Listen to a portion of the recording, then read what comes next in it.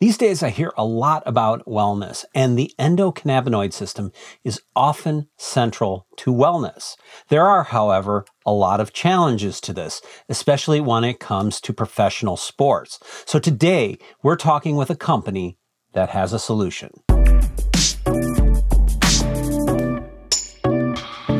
Hey everybody, this is Chris Brandt here. Welcome to another Future podcast. Today we're talking with Daniel Huerter, CEO and co-founder of PureSpectrumCBD. This year, they became certified as both USDA Organic and NSF-Certified for sports, and are the first American company in this market to partner with a Major League Baseball team, the Kansas City Royals. So let's get the full story on this from Daniel. Welcome, Daniel. Thank you for having me. Well, thanks for being on. So this is going to be an interesting one because I think, the endocannabinoid system is filled with mystery and bad information, and I think that years and years of strange policies have led us to a point where we are today. But it's great that we're able to take a look at what cannabinoids there are that are available and can be produced in a way that we get the benefits out of it without triggering any drug tests for professional athletes, so that they can get the benefits of the anti-inflammatory properties and things like that without risking their career. Yep. But I would love to hear from you. Let's start with, what is the endocannabinoid system? Very impressed with your pronunciation of it. A lot of people struggle with it, I wish they didn't give it that name. I wish they gave it a name that was more indicative of what it was. And so maybe something more like your master homeostatic regulatory system or something like that. They named it endocannabinoid because they used cannabis to discover it, right? It was Dr. Right. Ralph Shulam. He was the guy who isolated THC. They were trying to see what the mechanism of THC was. And then all of a sudden they saw this system of receptors light up in the body. And they said, well, what's that? That's when the theory came out that we probably produce our own endocannabinoids. And so your endocannabinoid system is a system of receptors, and its purpose in the body is to bring you to homeostasis or balance. And so if anything's out of balance, that can manifest in a lot of ways in people. That can manifest in anxiety, that can manifest in headaches, that can show itself in stomach issues, because now what we're learning is there's not only an endocannabinoid system, there's an endocannabinoid biome, essentially, and it's all about balance. It's all about that homeostasis and how can we keep our body in a balanced state. The endocannabinoid system in the human body does a lot more than just the things that we think of when we think of, cannabis products, right? Because it's really your body's, like you say, regulatory system. So it controls a lot of things like inflammation. It controls, how you digest things. Yeah, exactly. Metabolism. In some regards, yep. Metabolism. There's so much to it that is a integral part of our body's systems, and where the cannabis interacts with it is just one of many points, right? Many. I think I'm encouraged. I'm probably one of the few people that is in my industry that runs a company like I run, where I sell you cannabinoid products. I sell phytocannabinoid products like CBD, and I'm probably one of the only ones out there saying you might not need them. You might not need one of my products. There are other ways of balancing your system, right? And Sure. So a lot of people are familiar with the concept of the runner's high. And if they grew up, around our generation, we were told that the runner's high is due to endorphins, right? That was what's producing that. And that's not true. Endorphins do help you during a run to limit the pain that you might feel as your joints stack the pavement. But it's your endocannabinoid system. It's that production of bliss through raising your endocannabinoid levels that creates the runner's high. And that's what we know now. And so we're learning all of these different things. So you can run, you can exercise, which is going to support your system. But there's a new study, and it's pretty recent, but it's really encouraging, that they theorized and proved with a small subset of people that you can balance your endocannabinoid system by following and adhering to a Mediterranean diet for just 3 days. You can balance your whole system in 3 days. This didn't work for everyone, but for some it did. And so like you might not need to buy anything at all or do anything at all. But I also look at that as a supplement, right? Like if you're doing everything right, if you're, getting your 7 or 8 hours of sleep, if you're viewing early morning sunlight, if you're, eating properly and you have a good diet, you're not eating these processed foods and everything else, your system might be already in balance. You might not need to buy anything, but it's also hard to do that. Like if you're traveling a bunch, you might be forced to go out and eat, some meals that are less than healthy. You might not be able to get up and see that early morning sunlight. And so to me, a phytocannabinoid product is a supplement to the fact that that's hard. It's hard to live in that like perfect regimen and perfect routine. And so like give your body a shot, right? Of getting to balance by giving it at least the building blocks it needs to restore that balance. I used to street skate a lot, right?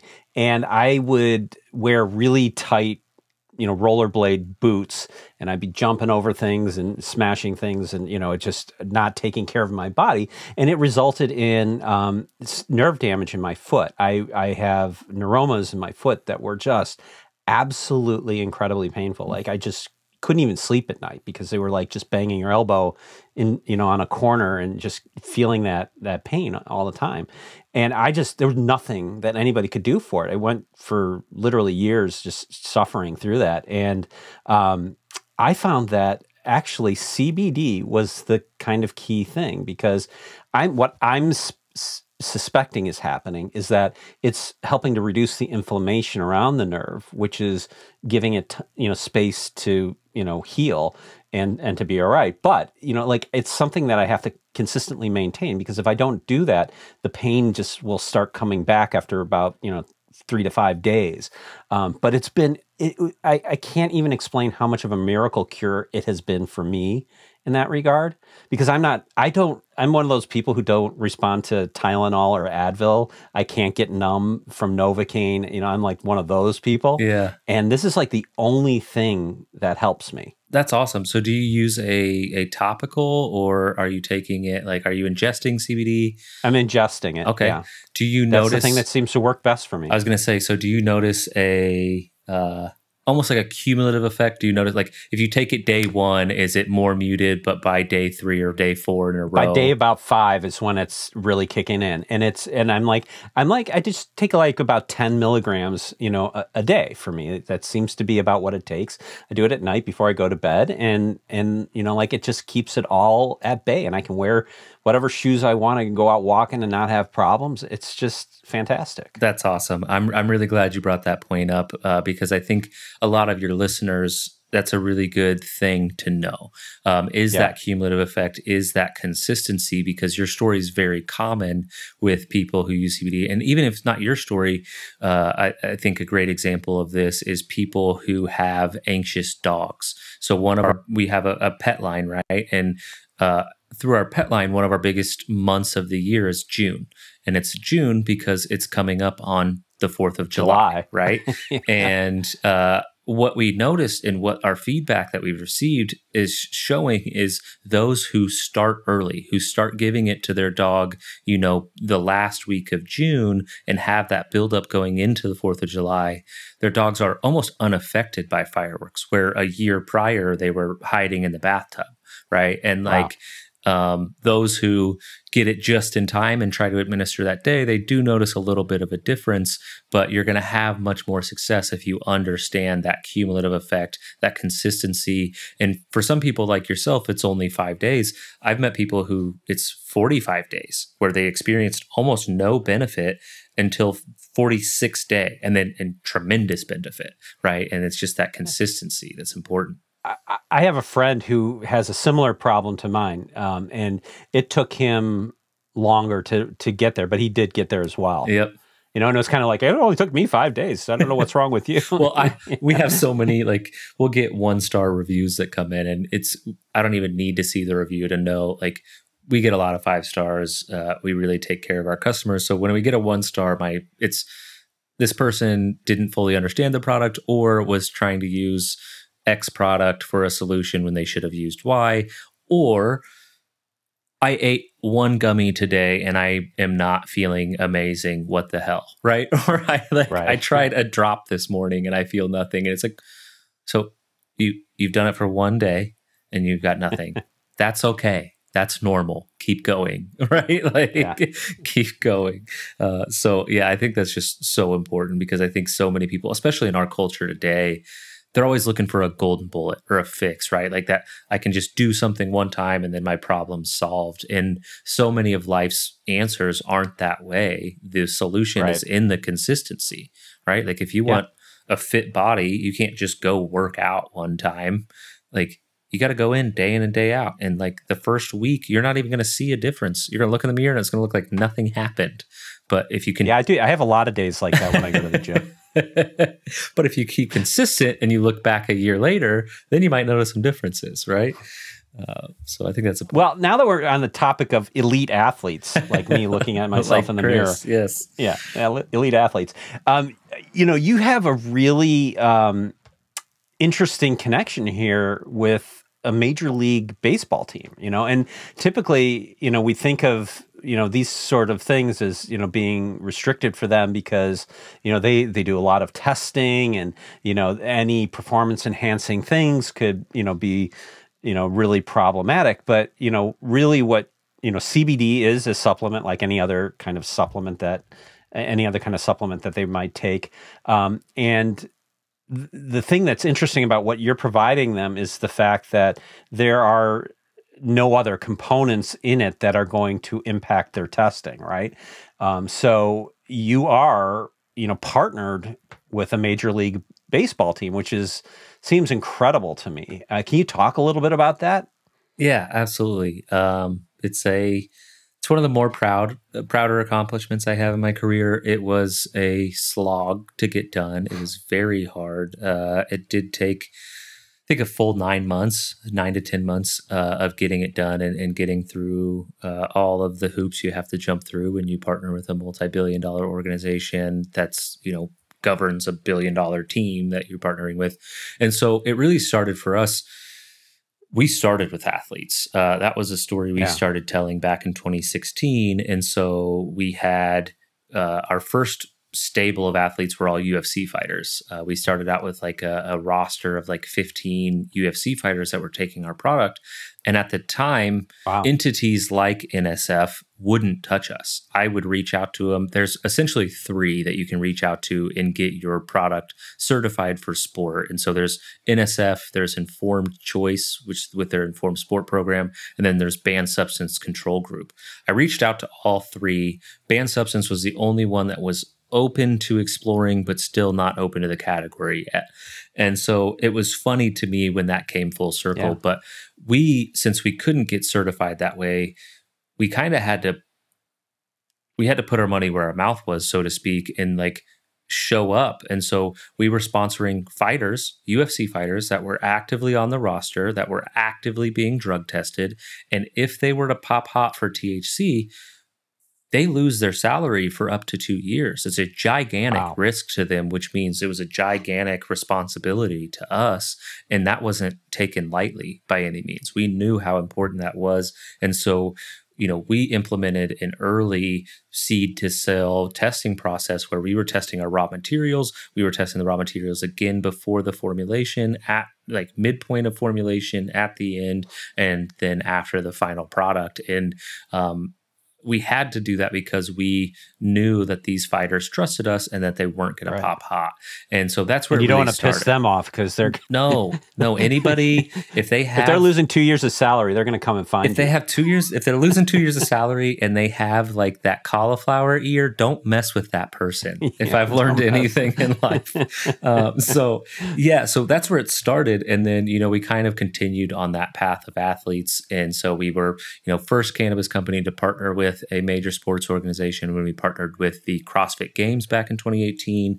We partnered with Olympic governing bodies, and so because of that, when the MLB opened up to the category of CBD, I was actually reached out to by a bunch of teams seemingly overnight. Either my inbox or my LinkedIn inbox had quite a few messages from different representatives of teams. And I'm pretty young as an entrepreneur. And so I was like, there's no way we could even afford a partnership like this. I don't know what it looks like, but I know that it's going to be, way too expensive or whatever. But I'm young enough. I just want to learn. What does a team even look for in a partner? How do they choose them? Would they even choose us over other brands in the space? And so I took a lot of these meetings to learn and to meet these people and at least maybe give them a lay of the land for our industry and know what to look for as what's a good company, what's maybe not a good company.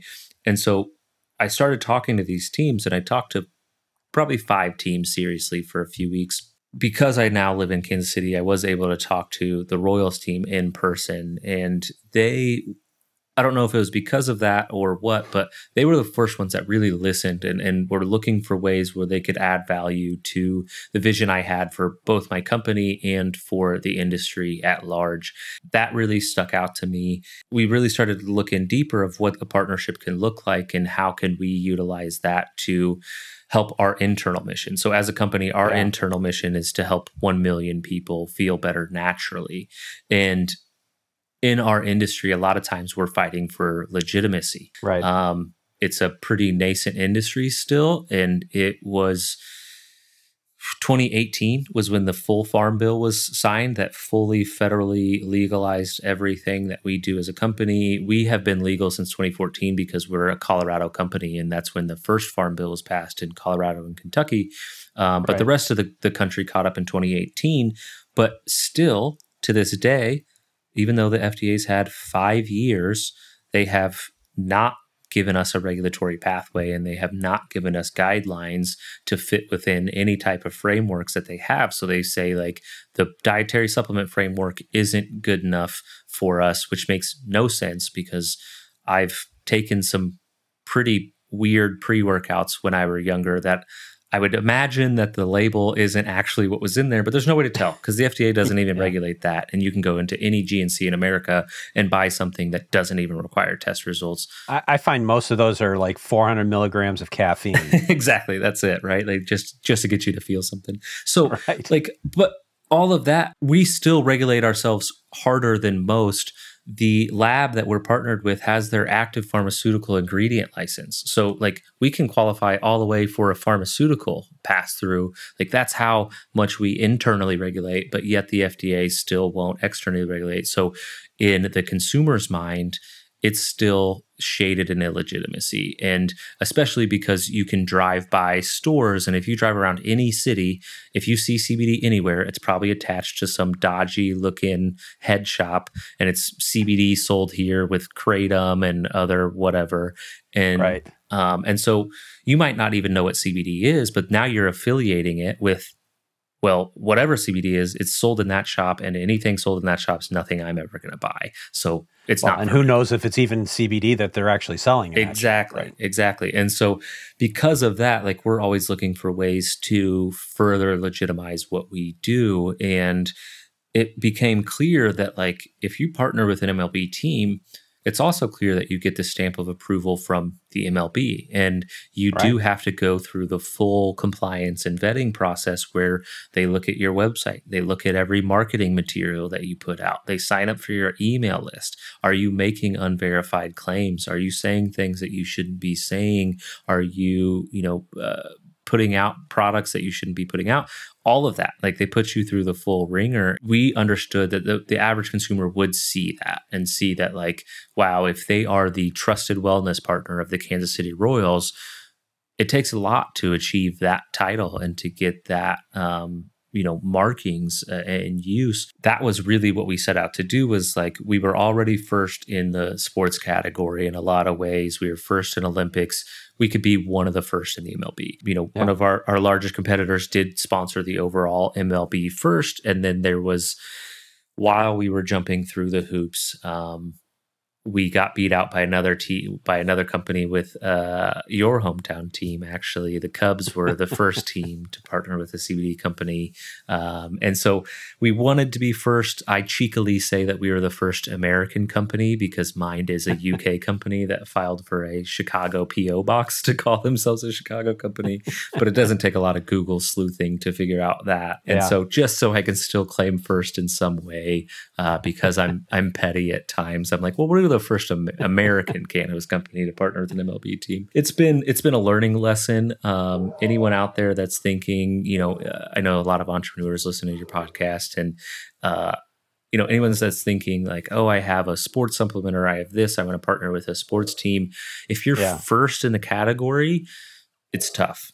You're learning with the MLB. And so you're paving the way. There's a lot of stuff they don't understand. So there's going to be a lot of red tape. So it might be, hey, yes, you can do X, Y, and Z. And a month later, they're like, you can only do X. Right. And so that part's, something you sign up for when you sign up for being first. You get the benefit of saying that you're first and probably more of the press and pop from that. But you also have the downside of like, it's the first time they've done this. They're figuring it out alongside with you, and there is going to be a lot more red tape. Well, we'll have to see who, how they perform, if their performance, if they're regular World Series attendees, then, it's the questions will all be answered, right? Yeah. If you look at their record pre-announcement and post-announcement, they're wildly different records. Like, we've been winning a lot more games since that announcement. I'm not tying one in with the other. I'm just pointing out the timeline. Just pointing out, this,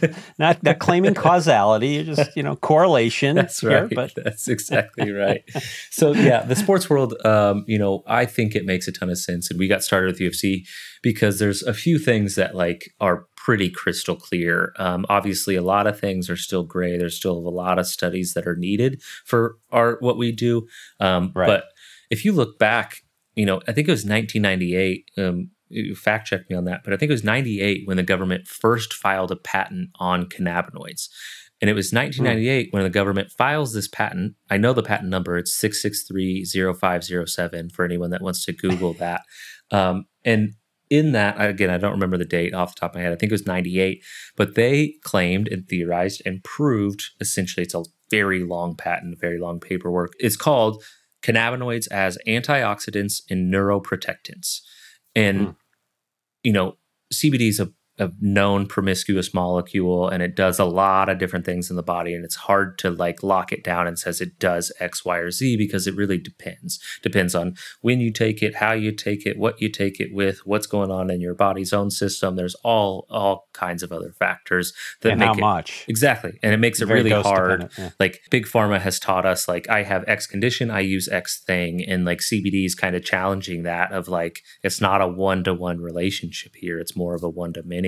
Right. In the literature that we have available, the American recognized literature, because Israel's been doing studies on this for 50 years. So there's 1,000 studies on CBD that you can find out there. Not that the American government would recognize as real studies, but if you want to actually get the research, Israel's been doing amazing work on cannabis research. CBD, cannabinoids, as an antioxidant and neuroprotectant, it's pretty crystal clear. And when you really break that down, you think about, well, what does that mean? Like antioxidant, it's pretty much, oxidative stress leads to inflammation. And so that's, where you get your anti-inflammatory properties. But a neuroprotectant, I don't think people realize how like big that is. Like, what do you mean? Like, first of all, you have football players that are, passing away at 25 or 26, whatever Aaron Hernandez was. And we're looking at their brains and we're like, man, this guy's had CTE for 10 years. He had it when he was 16, 17, right? In high school, they develop it. Yeah. And so like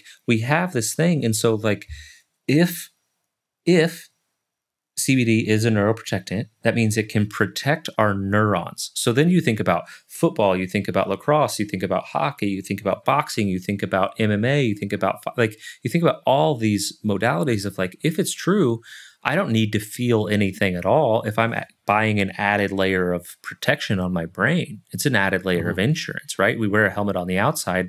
You're telling me I might be able to wear a helmet on the inside.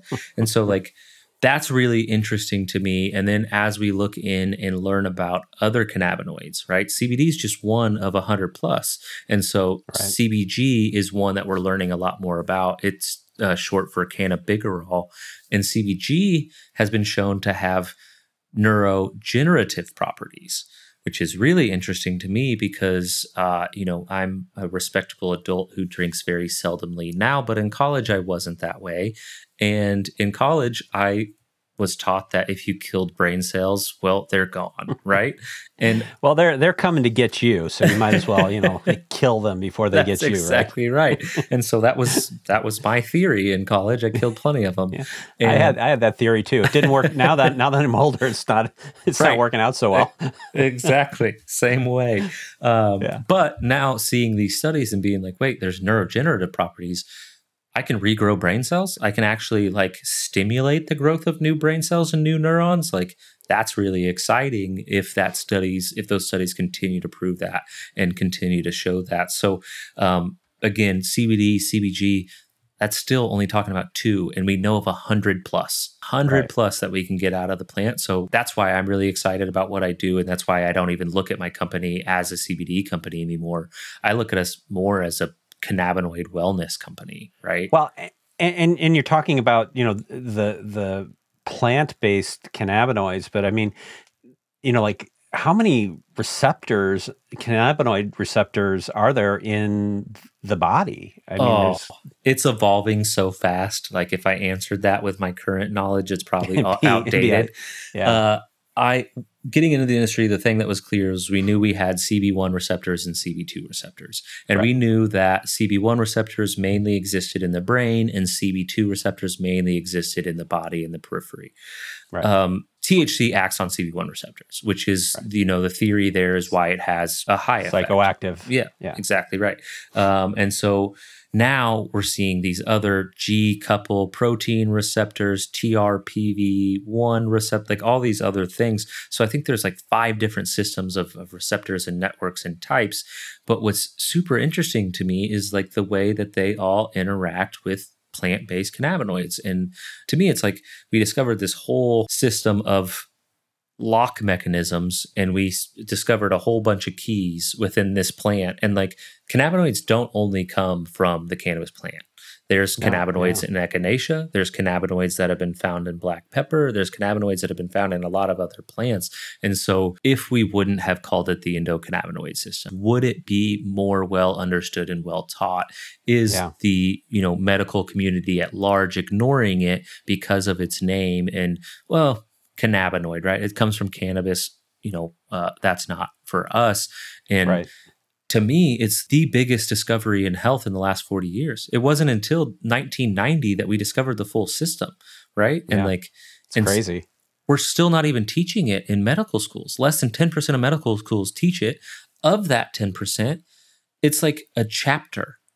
It should be an entire discipline and practice, entire major, endocannabinology, the study of the function and dysfunction of that system should be an entire major. And we should, come up with ways to measure how in balance or out of balance we are, and actually start to use some scientific methods of manipulating this system. What can we get out of it?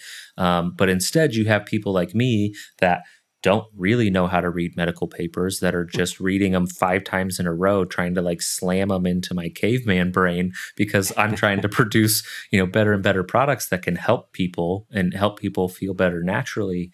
But I still believe it shouldn't be me doing this. There should be doctors. There should be, people should be way smarter than me, should be learning this. And I have been fortunate to meet a few of those people that are doing really great work and align myself with them. So when I do go into product formulation, I, confirm assumptions and ask them questions and say, can I make this product better? What things do I need to think about? I am building out a scientific advisory board because of that, because I don't think that I'm smart enough to really tackle this problem. And I need to surround myself with people way smarter than me. It is really unfortunate that the science has not kept up with this because of, just policy and stigma.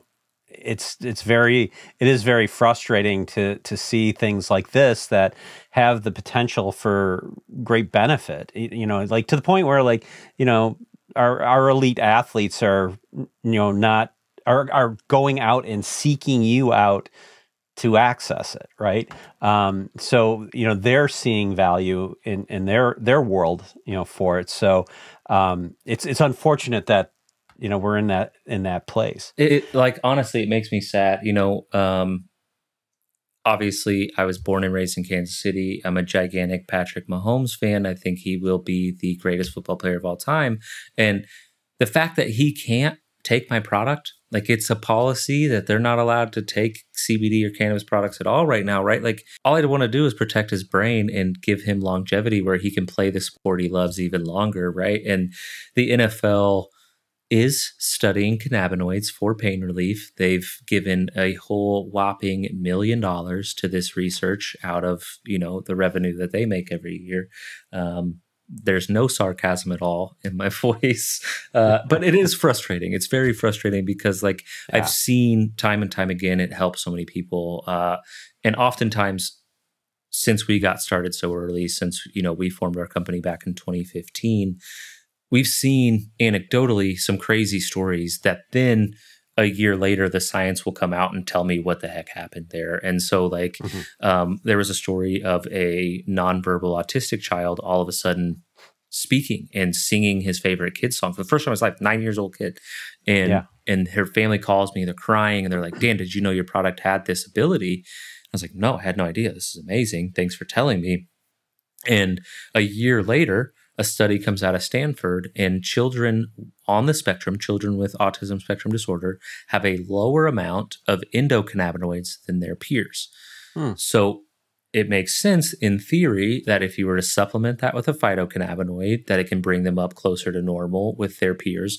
Or what it could be doing is when you do supplement with a phytocannabinoid like CBD, it actually slows the degradation of your body's own endocannabinoids, thus raising the overall levels. And that might be what's actually happening. But that sign, anecdotally, we knew there was something there with that one story. And then, a year later, the science comes out and I'm like, that's why. That's how that happened, right? That's at least closer to that solution. So that's what's exciting to me about being in this industry is. Well, I have a friend who has a, autistic child who's, minimally vocal and he's getting older. And, the things that they gave him during the course really were quite harmful to him.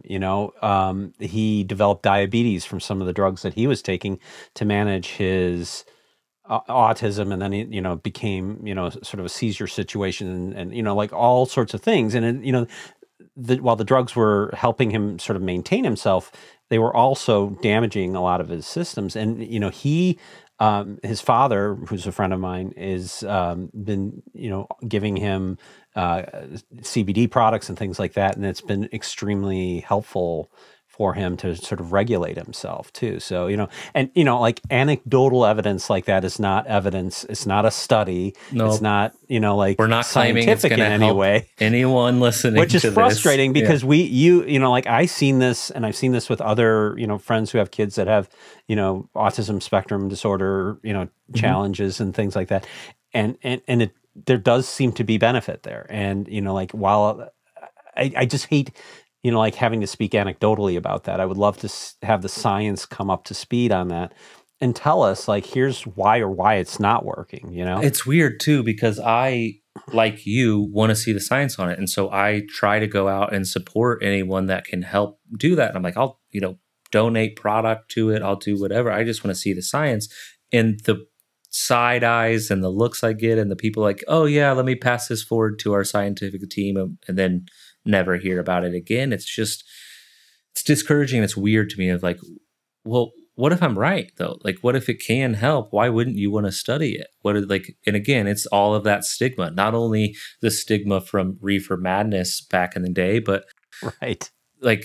Our own industry doesn't do itself any favors. There's so many horrible brands out there that are sold in gas stations that probably don't even have any cannabinoid content to them at all. And like you said earlier, and so now we're fighting against our own internal stigma of our own industry shooting itself in the foot and acting and cutting corners and acting in ways they shouldn't. So it's an uphill battle for sure. There's a lot of education that still needs to happen. And I'm encouraged. I talk to people that are closer and more in the know to me. And it sounds like people have been saying this for years, so who knows? But it sounds like we should have some clarity by December of what the FDA is going to do, what that regulatory pathway is going to look like. And I'm hopeful that once there's a clear pathway, there will also be the floodgates opening up of the larger brands, the larger companies in the space, then pouring money into research and into proving that. So I'm excited for the years to come. I think it's crazy how fast this industry's grown in such a short amount of time. And I think sometimes it's been a victim of its own success. It blew up so fast, so quick.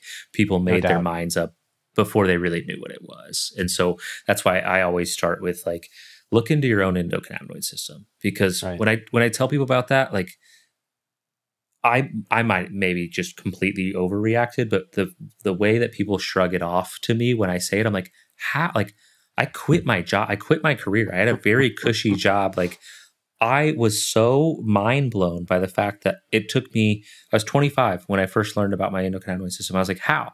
I went to a Big 12 school. I got a great college degree. I had a great elementary education. I made it through all of that. And I have an entire system in my body that no one ever told me about. Like, to me, that was so mind blowing. Like, I just couldn't get over it. I was like, how is everyone okay with this? Like, we've known about this since 1990, and it took me 25 years to learn about. Like, what the heck is going on, guys? Like, why is everyone okay with this? This isn't okay. Like, we can, our knowledge, like, if I had no knowledge of my respiratory system, I would think that pillows were dangerous. You know what I'm saying? Because a pillow can kill you if you hold it over your face.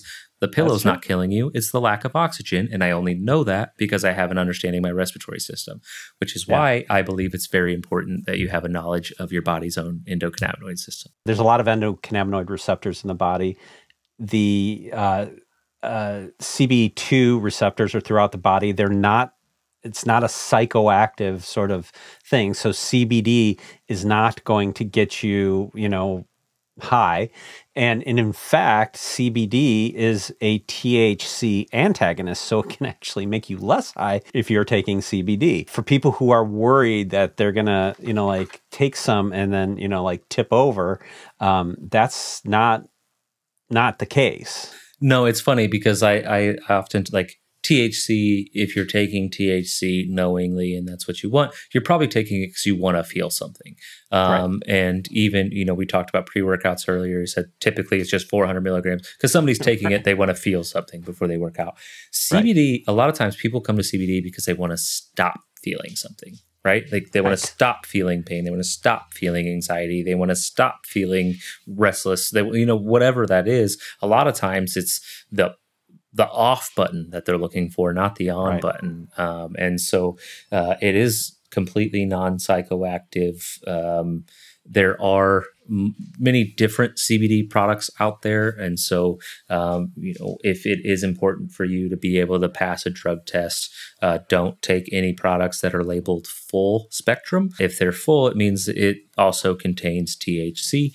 And so if you're someone that wants to see if CBD can help you at all, but you don't want any THC at all, you're going to be looking for broad spectrum or isolate based products.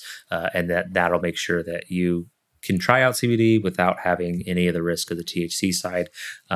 There are plenty of theories out there that THC and CBD together may be more beneficial. There's theories of what's called the entourage effect right now. Great marketing term.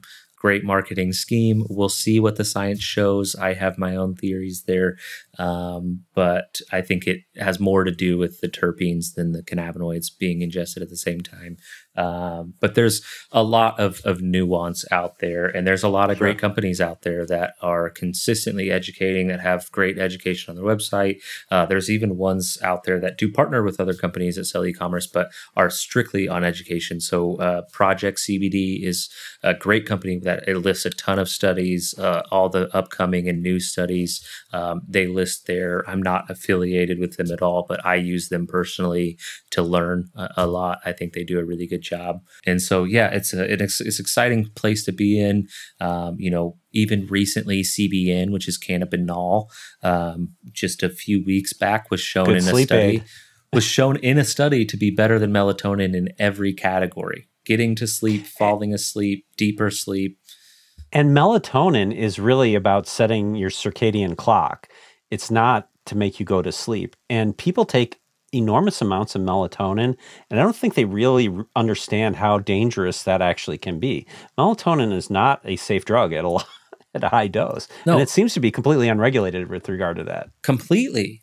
Even in my industry, so many people will make a CBD sleep gummy, throw melatonin in there too. And I'm like, doesn't that defeat the purpose? Like, to me, if you're taking melatonin, you're telling your body, you don't need to produce this anymore. I will supplement it for you. And then what happens when your body listens and it's like, okay, thanks, I'll stop producing melatonin. Now you're stuck on that hamster wheel for the rest of your life. And people are taking it at random times too. Yeah. Just because I want to go to bed at 8 tonight, I want to go to bed at 11 tonight. I mean, it's not helping you establish, a good sleep pattern. Yep. And it goes back to what we were saying earlier of like, you might not need money for that. You know, a better way of establishing your circadian rhythm, watch the sunrise and sunset for 5 days in a row and see what happens. Right. Yeah. Tell your brain that way, maybe. Nature has a lot of answers for us, but we're always looking for a quick fix or a pill or something like that. And nature gives us some quick fixes. 100%, 100%. Even barefoot walking in the grass, the hippies of the 60s and 70s were deemed crazy.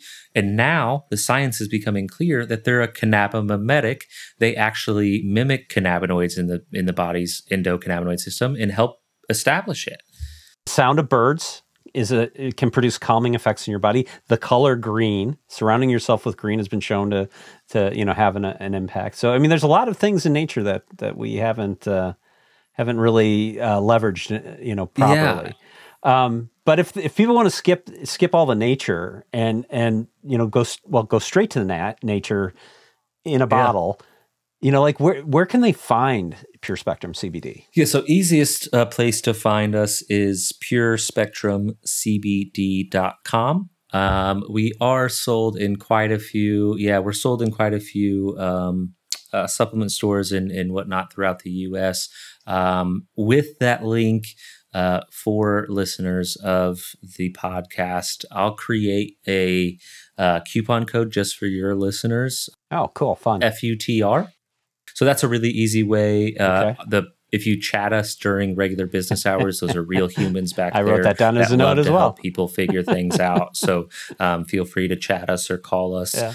That will never be replaced with AI on our side. I'm excited about a lot of the AI things, but I don't think you can really replace humans with that type of stuff. So I'm always going to be a human back there looking to help you out. And we're constantly going to stay on the upcoming science of endocannabinology and continue to produce better and better products based on our better and better knowledge of the system. So you can find us there.